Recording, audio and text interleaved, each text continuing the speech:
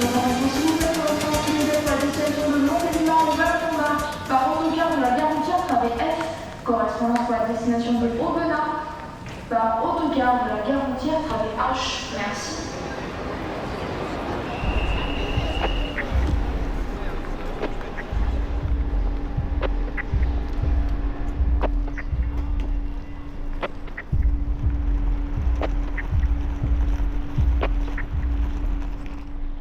Bonjour. Salut.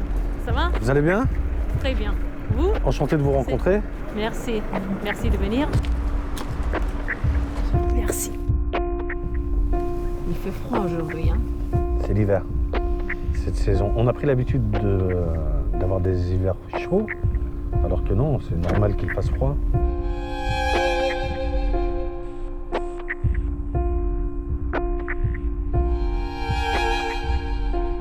J'aime beaucoup cette ville, mais il y a trop de Parisiens.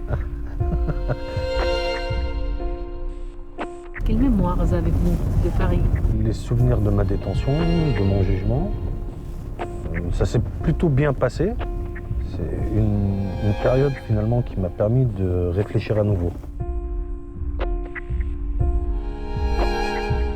Vous pensez qu'il y a comme deux étapes de votre vie? Ah mais moi-même, j'ai du mal à croire que j'ai vécu la vie d'avant.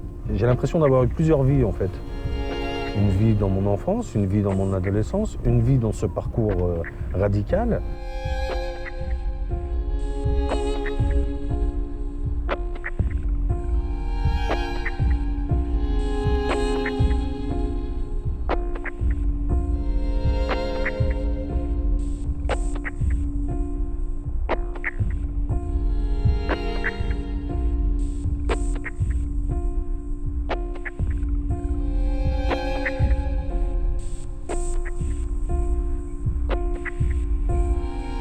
Pourquoi est-ce que vous faites ça? On a déjà perdu 30 ans à laisser ce discours se répandre. Il est temps de l'arrêter.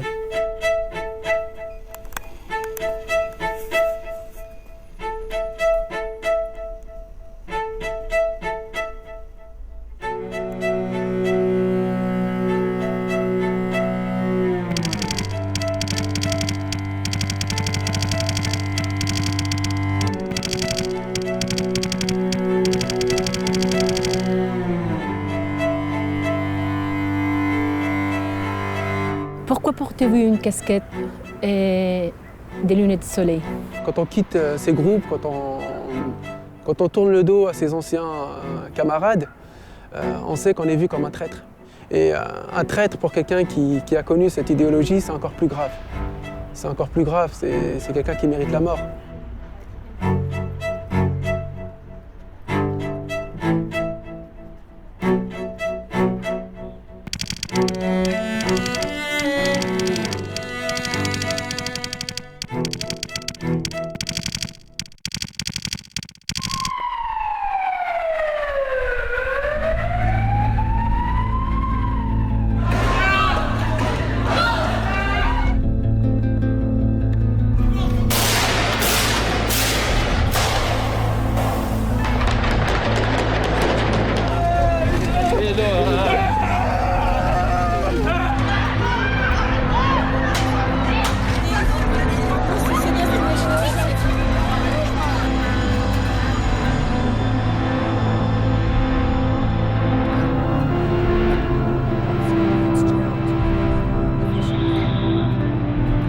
Qu'est-ce que vous avez senti quand ces attentats sont passés? J'ai été effrayé parce que je savais qui le faisait. Avant même que les autorités françaises ne sachent et identifient les terroristes, je savais qui faisait quoi et pourquoi. C'est la première fois en France que nous avons eu un attentat, c'était au mois de juillet 1995. Un attentat est perpétré par des nationaux, des gens qui sont nés et ont grandi ici. Est-ce que pour vous, il y avait une ligne rouge avec les civils? Ma séparation de ce groupe provient du fait qu'ils s'en prennent aux civils. C'est pour ça que je voulais venir ici aujourd'hui.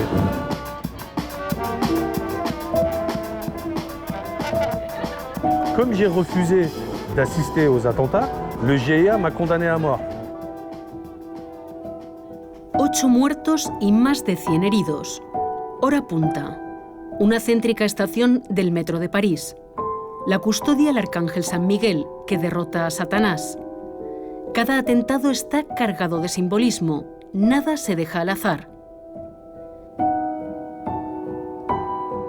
David Bala conoce bien esa lógica. Colaboró con los integristas argelinos del grupo islámico armado, el JIA, hasta 2 semanas antes de que cometieran su primer atentado en suelo francés.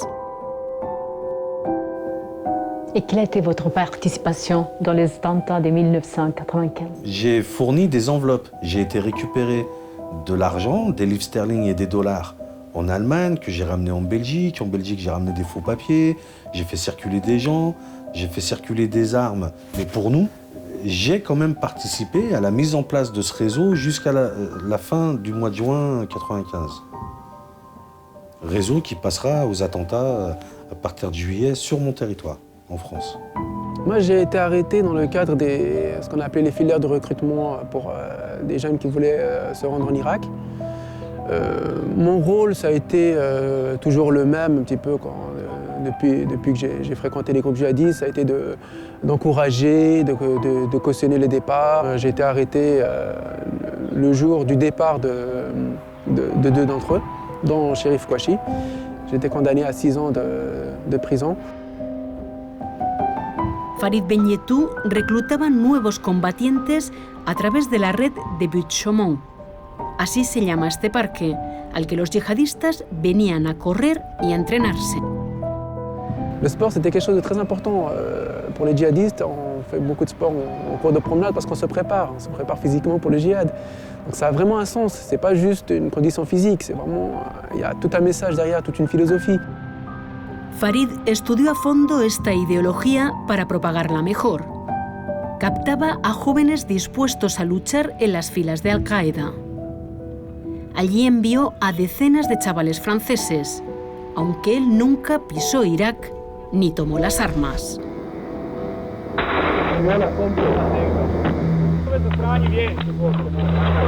Pendant plusieurs semaines, nous assistons dans les médias à des reportages où on nous dit que les civils sont pris pour cible systématiquement, qu'il y a des crimes de masse, crimes contre l'humanité. Et là, ça me tombe dessus.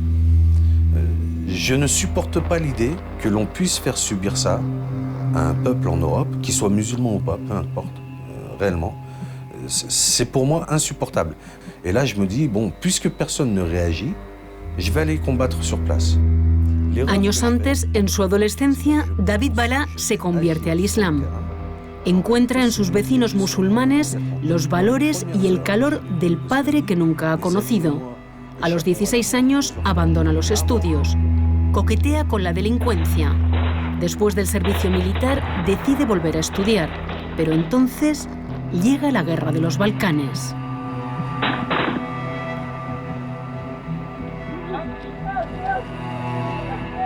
Donc sur place, j'ai besoin d'une idéologie qui me permette de ne pas faire marche arrière. Et le djihadisme répond à ça de façon phénoménale. J'ai besoin d'être comme eux, j'ai besoin de rire face à la mort. J'ai besoin de ne plus avoir peur d'elle. C'est une aide empoisonnée, en fait. Je le comprends plus tard. Mais sur place, objectivement, les seuls qui vont se battre physiquement aux côtés des Bosniaques, ce sont les Moudjahidines. Ce sont les gens d'Al-Qaïda, les Wahhabites, les salafistes. Donc moi, je tombe sur eux sur place. Puisqu'ils me permettent d'accéder à une idéologie qui, moi, me sert, je vais avec eux, tout simplement. Mais une fois que vous rentrez dans cette idéologie, vous ne pouvez que vous radicaliser chaque jour un peu plus.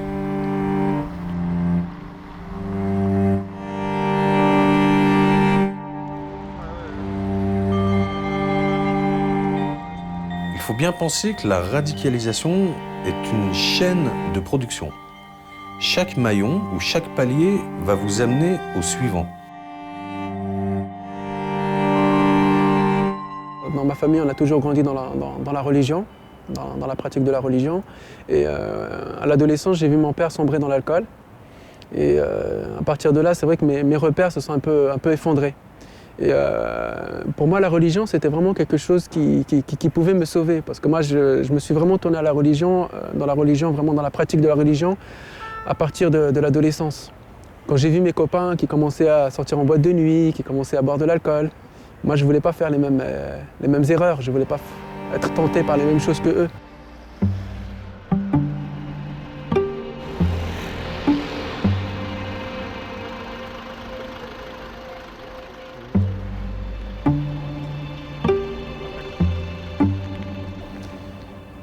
Les personnes qui m'ont attiré vers leur pratique de la religion, ça a été dans un premier temps les salafis, par rapport à leur habit. C'est vraiment la première chose qui m'a attiré chez eux, c'est quand je les ai vus avec leur camis, avec leur longue barbe. Là, j'ai vu des gens pour moi, qui pratiquaient la religion. Et qui pratiquaient la religion tous les jours, du réveil jusqu'au moment où ils vont se coucher.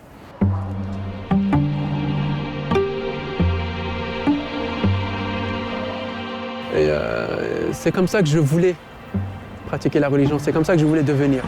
Le plus large dénominateur commun, c'est la jeunesse.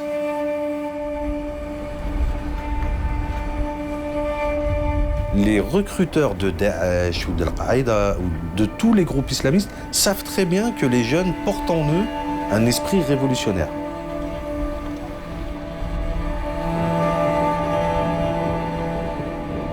Et beaucoup ont besoin d'une offre révolutionnaire pour s'y inscrire. Ils n'ont pas besoin de plus.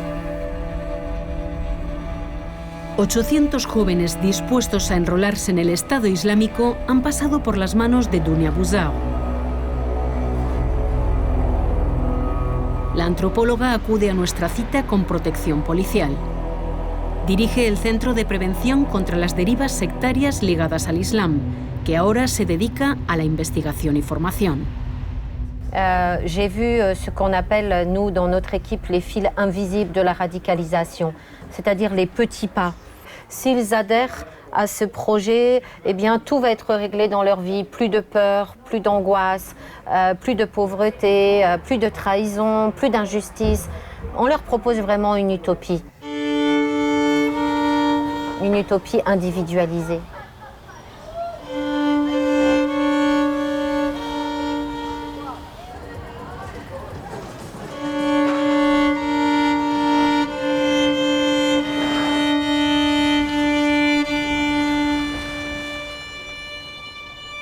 Il y a également le fait que ce sont toujours des jeunes en rupture, soit avec leur famille, soit avec l'école, soit avec leur entourage, soit avec leur passé. C'est une idéologie qui vous récupère une fois que vous êtes la brebis égarée du troupeau.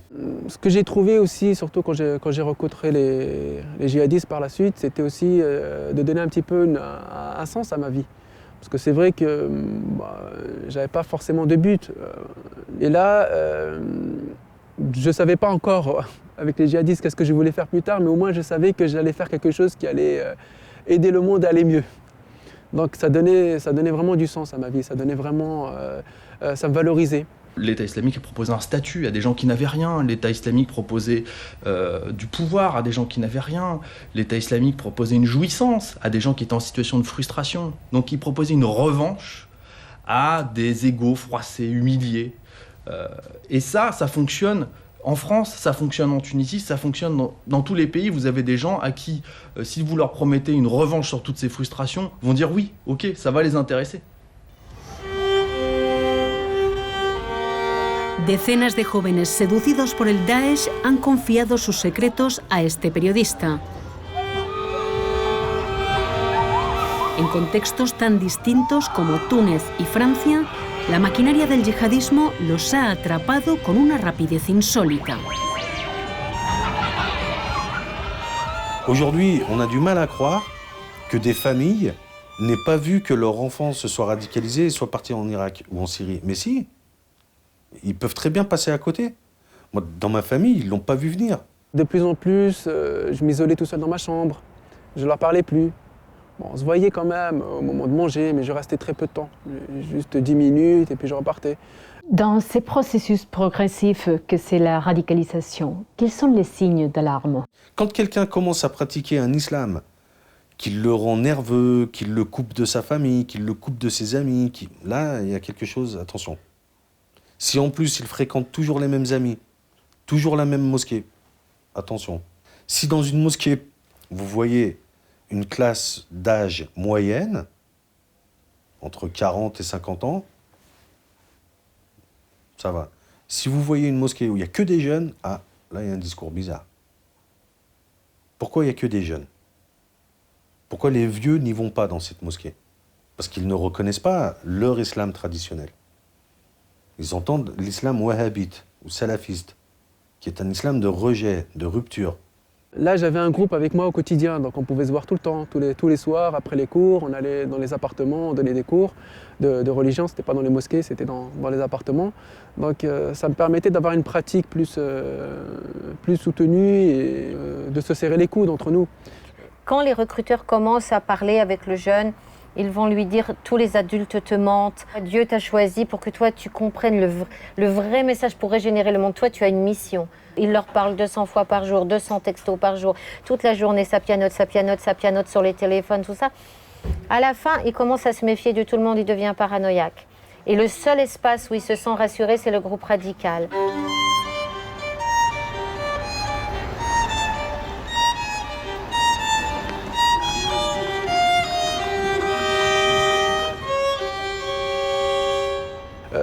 Je pense que ce qui est important surtout, c'est d'accompagner. Il ne faut pas le laisser tout seul, il ne faut pas le laisser s'enfermer. Comment est-ce que le recruteur agisse aujourd'hui? C'est pas quelqu'un qui va essayer de vous attraper comme ça dans un coin et puis essayer de vous dire voilà, écoute, je vais te montrer 2-3 vidéos, tu vas voir. Non, c'est pas du tout comme ça. Ça a l'air beaucoup plus naturel. Ça a l'air beaucoup plus diffus.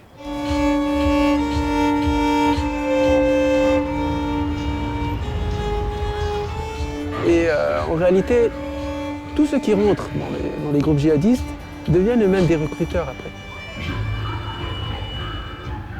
Quand vous rencontrez les Saoudiens, quelle vision de l'islam vous rencontrez en Yougoslavie? Ils me disent que si on meurt dans ce chemin, on meurt martyr. Bon, ça c'est bien. Mais ils me disent également que non seulement on a le droit, mais qui plus est, on a le devoir de tuer les autres. Tous ceux qui ne sont pas musulmans. Donc en fait, pendant presque un mois, nous sommes dans la gueule du loup. Et c'est là que je pars en formation, 9 mois en Afghanistan. Et c'est là qu'on me forme, et militairement, et idéologiquement. Donc on nous apprend à faire des ceintures explosives, et on nous apprend, en ayant une lecture particulière du Coran, du hadith et de la sunna, que c'est halal de le faire, qu'on a le droit de le faire. Et vous avez été avec Al-Qaïda, n'est-ce pas? Ouais. Qu'est-ce que le discours que vous avez écouté en Yougoslavie avec les Saoudiens ou avec Al-Qaïda a en commun avec les discours aujourd'hui de Daesh? C'est le même. C'est le même discours. On prétend rendre le pouvoir à Dieu. La démocratie, on n'en entend pas parler. On n'en veut pas, parce que la démocratie, c'est l'homme qui se croit son propre législateur, alors que le seul législateur, c'est Dieu. Donc quand vous rentrez dans cette logique, tous ceux qui ne pensent pas comme vous pouvez les tuer. C'est qu'on a refusé d'admettre que dans l'engagement djihadiste, il y avait une part de religiosité très forte. Très forte. Parce qu'il y a le paradigme en France du ça n'a rien à voir avec l'islam. Quelqu'un de pacifiste, il va trouver dans le Coran tout un message de paix. Mais celui qui est belliqueux, qui veut faire la guerre, il va trouver dans ce même Coran de quoi justifier de tuer les juifs, les chrétiens, les non-musulmans, les apostats. Tous ces gens-là, il aura le droit de les tuer. Sur le même texte. C'est pas l'islam le problème. Le problème, c'est les musulmans.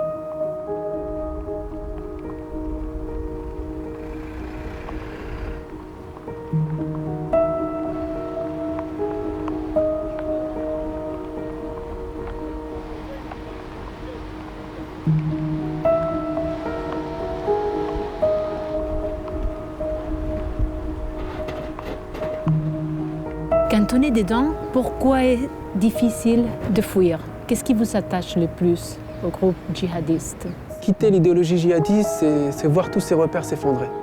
Et ça, c'est très difficile. C'est très difficile parce qu'on se retrouve dans le vide. Et quand on a eu une vie très structurée, du matin au réveil jusqu'à... voilà, on sait ce qu'il faut faire, à quelle heure, comment le faire.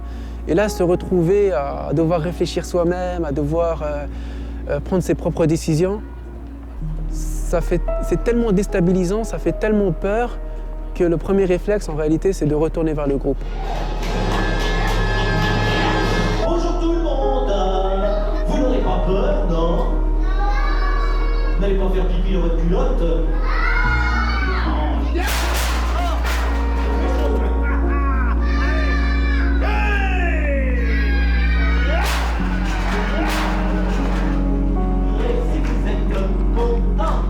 Plus vous avancez dans cette idéologie, et plus vous vous dites, bah, j'ai pas fait ça pour rien. Il faut que j'aille jusqu'au bout maintenant. Au revoir les enfants, à bientôt. Au revoir. Allez, rentrons vite. Parce que reconnaître son erreur, faire marche arrière et prendre un autre chemin, c'est excessivement compliqué parce qu'on doit assumer d'avoir perdu des années. Je reconnais que dans ma vie, j'ai perdu facilement une dizaine d'années. C'est parti dans le grand. Voilà. Qu'est-ce que vous avez ressenti quand il y a eu des attentats? Est-ce que vous pensiez que les victimes étaient des humaines et c'était injuste de les tuer? Pour moi, je validais l'action armée, mais contre des groupes armés, contre des soldats. Mais en réalité, je sais que c'est pas vrai. C'était un petit peu ma carapace. C'est comme ça que je défendais un petit peu mon idéologie. Mais je sais qu'en réalité, je validais la mort des innocents.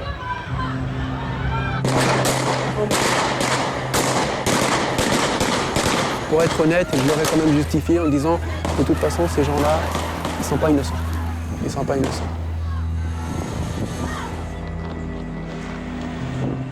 Jusqu'à quel point vous étiez déshumanisé? Au point de considérer que j'avais le droit de tuer tout le monde. J'avais le droit de tuer tout le monde. Dans le fond, j'avais le droit de vous tuer, vous, le caméraman, tout le monde, parce qu'ils n'étaient pas musulmans. Avez-vous jamais tué quelqu'un? Pas que je sache. Jamais directement. J'ai tiré de loin sur des gens qui me tiraient, mais je sais pas, est-ce qu'ils sont morts ou pas, j'en ai aucune idée. Mais ils ont arrêté de tirer, donc peut-être qu'ils étaient morts. Je sais pas. Mais à la limite, peu m'importe. Parce que je n'ai pas tué de personnes désarmées, je n'ai pas tué de civils. Mais heureusement que je ne l'ai pas fait, parce qu'aujourd'hui, j'aurais beaucoup de mal à vivre avec ça en réalité.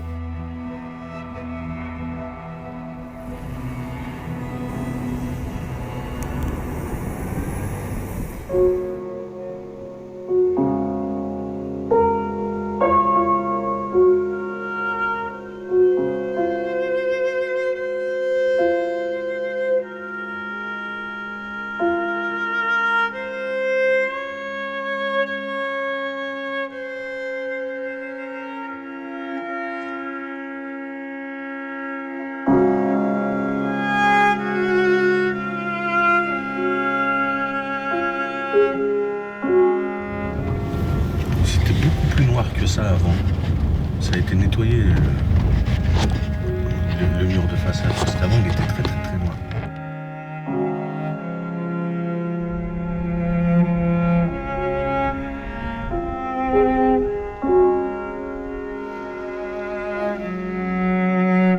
Qu'est-ce que vous sentez, David, quand vous revenez ici? C'est une drôle de Madeleine de Proust, parce que c'est la première fois que je reviens là depuis mon incarcération. J'arrive ici le 1er septembre 1995.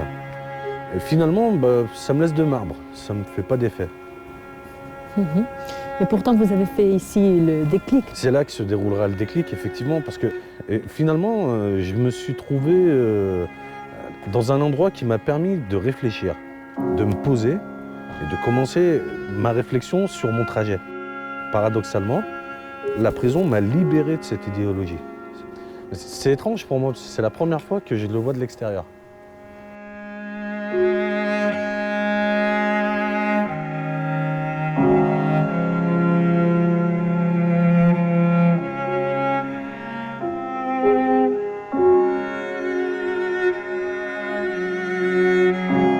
On ne me torture pas, on me donne l'assistance d'un avocat.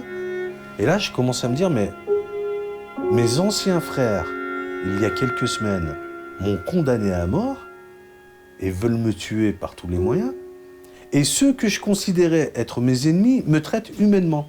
C'est pour ça que c'est important. Guantanamo a été une erreur fatale pour les États-Unis et pour nous tous en général. Mais le fait qu'il y ait ça, c'est une première faille dans mes certitudes. La deuxième étape, c'est que la prison me signifie, vous n'avez le droit d'emprunter que 2 livres par semaine. Donc moi, j'entends 2 par semaine, ben je vais en lire 2 par jour. En mode rebelle, la philosophie, la politique, la science, la biologie, la physique, tout ça, je me jette à corps perdu dedans. L'Iliade et l'Odyssée de Homère, les classiques grecs, et je fais un reset, en fait, de mes convictions politiques pour avoir une nouvelle lecture du monde, plus large. Pour moi, personnellement, la prison, ça a été quelque chose de très bénéfique. Et finalement, de transfert en transfert, parce que j'ai été transféré plusieurs fois de prison, je me suis retrouvé dans une prison où il n'y avait pas d'autres djihadistes. Parce que le processus de radicalisation il nous apprend à nous couper du monde, à rester que entre djihadistes. Et là, finalement, ce qui s'est passé dans ma vie, c'est tout le contraire. Je me suis ouvert aux autres, je me suis appris un petit peu à réfléchir par moi-même. Malheureusement, aujourd'hui, on a d'autres politiques, on veut regrouper les détenus radicalisés entre eux. Pour moi, c'est vraiment la pire erreur.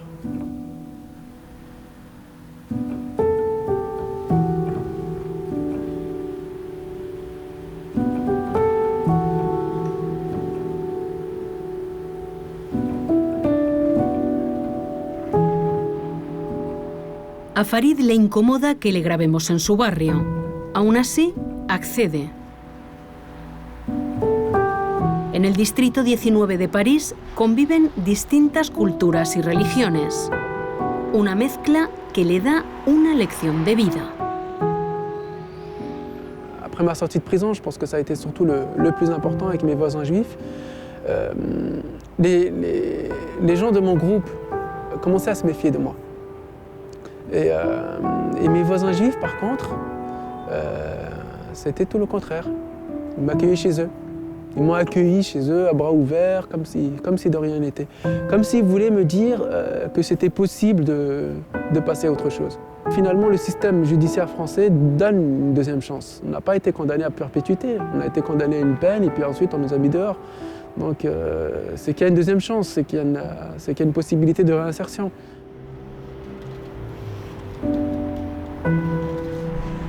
Al salir de la cárcel, David Bala se sume en una depresión. Intenta irse a Chechenia para que lo maten. Pero en su camino se cruza una joven refugiada de Azerbaiyán. El amor y su entrega denodada al trabajo lo reenganchan con la vida.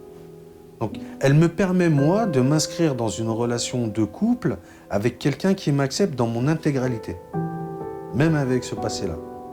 J'ai de nouveau envie de vivre, tout bêtement. Et quand notre fille naît, elle me permet de me projeter dans l'avenir. En termes de retour à une vie normale, c'est ma fille qui clôt le dossier. Vous vous en repentez de quelque chose ou vous regrettez? Je regrette, mais aujourd'hui, je me sens redevable vis-à-vis de mon pays parce qu'il aurait pu, ce pays, appeler mon employeur pour lui dire « Ah, vous savez, c'est un ancien djihadiste » et j'aurais perdu mon emploi. Ça n'est jamais arrivé. Ce pays m'a offert une seconde chance alors que moi-même, j'y croyais plus.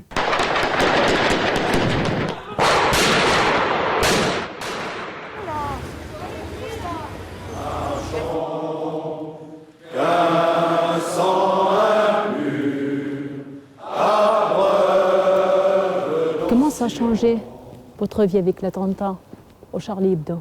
C'est là que je sors de l'anonymat. C'est là que je décide de rentrer dans le débat Parce que le message des terroristes, c'est vraiment fermez-la, taisez-vous.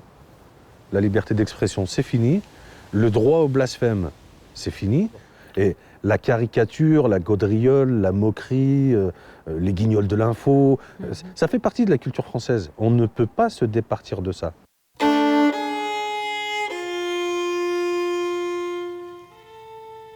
Su espíritu rebelde vuelve, pero esta vez se siente en deuda. David decide hacer público su pasado yihadista y ofrece su ayuda para luchar contra esa ideología que conoce desde dentro.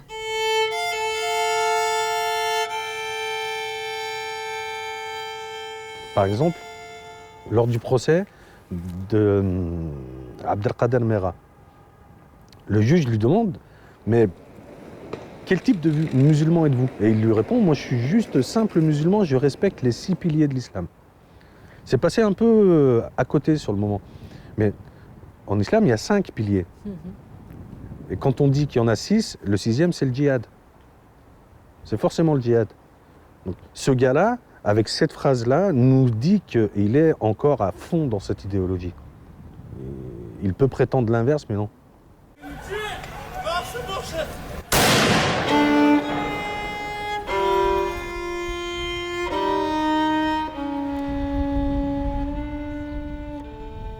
C'est ici que l'agent de police Ahmed Merabet a été exécuté, à cet endroit même.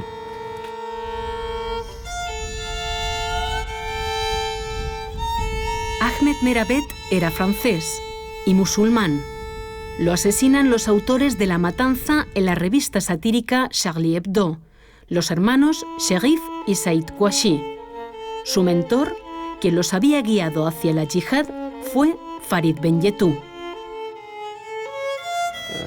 J'avais changé, j'étais plus le même, je cautionnais plus du tout ça. Et puis ensuite, j'ai vu l'image, la photo des deux auteurs. Et là, ça a été la douche froide. C'est que ceux qui ont fait ça, c'est des gens que j'ai connus, des gens que j'ai côtoyés. Je les considérais comme ma famille. Voilà, même si je n'étais pas avec eux, c'est comme si j'avais participé, ou je sais pas, ou comme si... vous vous sentiez moralement responsable, disons. Oui, oui.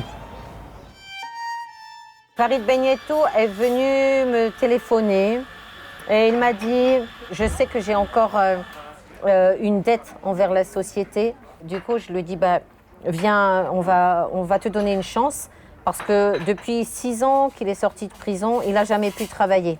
La société française a peur de lui, il ne veut pas, il est devenu infirmier, il a passé son diplôme, il a réussi son diplôme, mais il n'a pas le droit d'exercer, il a le droit de faire aucun travail.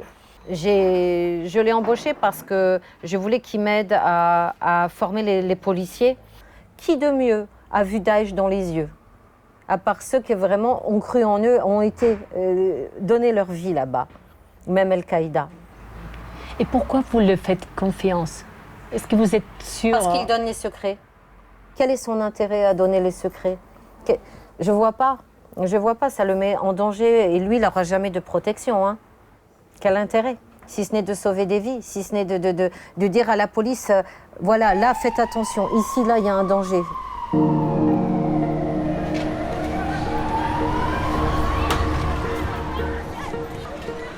13 de noviembre de 2015. Una cadena de atentados simultáneos siembra el terror en París. 130 víctimas mortales y más de 300 heridos. El yihadismo elige concurridos lugares de ocio: el estadio de fútbol Saint-Denis, diversos restaurantes y la sala de espectáculos Bataclan. Les attentats du 13 novembre ont marqué ma vie de manière indélébile et définitive, puisque j'y ai perdu mon fils Thomas, qui était âgé de 30 ans. Desde el dolor, víctimas y familiares se unen en la asociación 13-11-15 para conseguir apoyo, pero también para luchar contra la radicalización yihadista. Est-ce que vous croyez que c'est possible la déradicalisation des jeunes djihadistes ou attirés par le djihadisme? Il nous faut croire que c'est possible. Ce seront une voire 2 générations qu'il nous faudra pour au moins oser espérer venir à bout de ce phénomène. Il fallait dire quelque chose en français. Il fallait dire que l'État fait quelque chose contre la radicalisation. Et c'est là qu'il y a eu cette invention du concept de déradicalisation qui a commencé à émerger. Et là, des gens ont commencé à faire croire sur les plateaux de télévision en France qu'on avait trouvé une formule magique pour déradicaliser les gens. Sin nombrarla, David Thompson critica el método llamado de desradicalización creado por Dunia Bouzar, que en 2 años ha tratado a centenares de jóvenes tentados por el yihadismo. Ha sido a petición de sus padres y en colaboración con el gobierno francés. Dans le climat français, on a fait comme si on ne pouvait pas sortir du radicalisme, comme si c'était un destin, une fois qu'on y est, c'est djihadiste un jour, djihadiste toujours. Non, c'est faux. C'est faux. Moi, j'ai 86% des jeunes qui aujourd'hui veulent être éducateurs, veulent être infirmiers pour de vrai, et qui se sont complètement réinsérés. Mais on les a pris tôt. Ce n'est pas des jeunes qui avaient déjà tué. On ne peut pas déradicaliser quelqu'un. On peut le récupérer si lui reconnaît qu'il s'est trompé ou qu'il réalise, lui, qu'on le traite mieux que l'inverse. C'est un peu comme a fait l'État français avec moi. Ça, oui, il faut le faire. Il y a toujours, évidemment, un doute sur la réalité du repentir. Donc, ils doivent assumer les choix qu'ils ont faits dans le passé. Aujourd'hui, ils œuvrent dans le bon sens, eh bien, faisons leur crédit et acceptons cette aide, parce que cette aide est nécessaire, effectivement, à ce que la cause avance, est-ce que la lutte contre la radicalisation soit encore plus efficace. Je sais que je ne pourrai jamais corriger ce que j'ai fait. Il y a des gens qui sont morts, et ça, on peut pas revenir en arrière. Donc, ce que j'essaie de faire, c'est au moins essayer d'empêcher que d'autres fassent les mêmes erreurs. Si nous pensons que les jeunes partis là-bas ne sont plus récupérables par nos valeurs humanistes, démocrates, sociales, ben, ça veut dire que les autres ont raison. Et ça, hors de question. Hors de question de l'admettre. Ils ont gagné la guerre. Hein, ils ont gagné la guerre psychologique si on abandonne sur le terrain des idées. Parce que physiquement, c'est facile de gagner une guerre. C'est la paix qu'il faut réussir à gagner.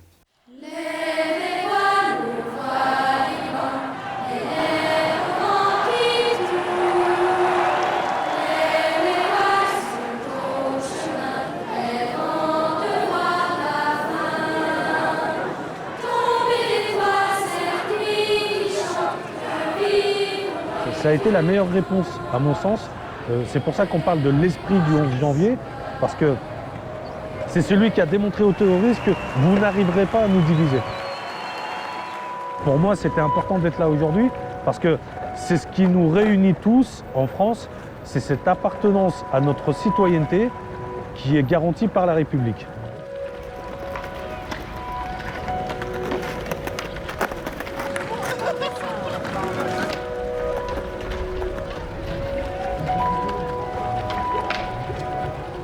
Quand un individu s'inscrit dans un groupe qu'il pense être meilleur, plus pur, plus que les autres, c'est le début de la fin de la vie pacifique ensemble. J'essaie de lutter contre ça avec le vocabulaire. Je sais bien aujourd'hui que le langage, les mots sont bien plus efficaces que les armes, 1000 fois plus.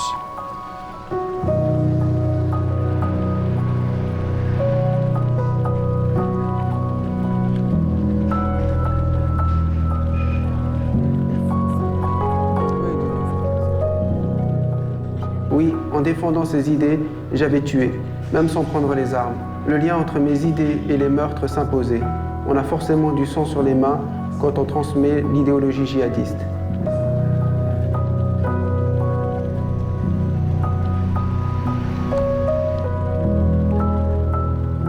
De l'islam à l'islamisme, de l'islamisme au terrorisme, la voie n'est pas forcément tracée, pas fatalement tracée, bien heureusement. J'ai franchi certaines étapes d'une culture à une autre, de la religion à la violence, dans un parcours qui ressemble à une inexorable dérive. Je n'ai pas su stopper l'engrenage. Je cherche à comprendre comment tout cela est arrivé pour avertir ceux qui passent par des pièges que l'on ne voit pas forcément des pièges qui se referment quand il est trop tard.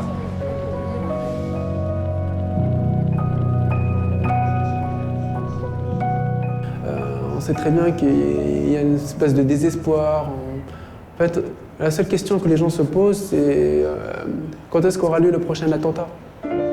J'aime les gens qui doutent, les gens qui trop écoutent leur cœur se balancer. J'aime les gens qui disent et qui se contredisent et sans se dénoncer. J'aime les gens qui tremblent, que parfois il nous semble capables de juger. J'aime les gens qui passent moitié dans leur godasse et moitié à côté. J'aime leurs petites chansons, mais